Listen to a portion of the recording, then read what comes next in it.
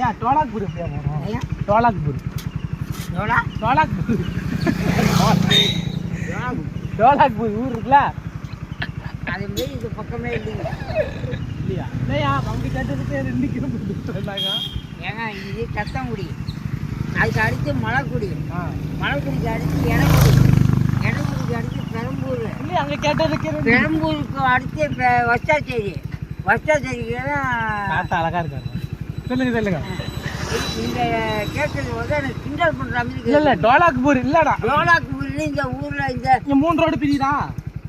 டோலாக்பூர்னா என்ன, எங்க இருக்கீங்க ஐயா 3 ரோடு பிரியுதா? ஆமா 3 புரியுதா?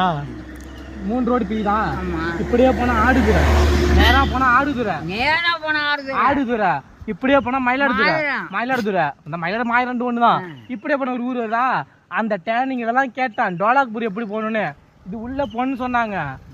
அதான் உங்கள்கிட்ட கேட்குறேன், டோலாக்பூர் எத்தனை ஊர்? டோலாக்பூர்னு ஊரே இல்லைங்க இந்த ஊர். அதான் தரங்கம்பாடி கடற்கரை வரைக்கும் அந்த ஊர் இல்லைங்க. இல்லையா? சரி ரைட்டு. சரி அப்போ சிங்கப்பூர்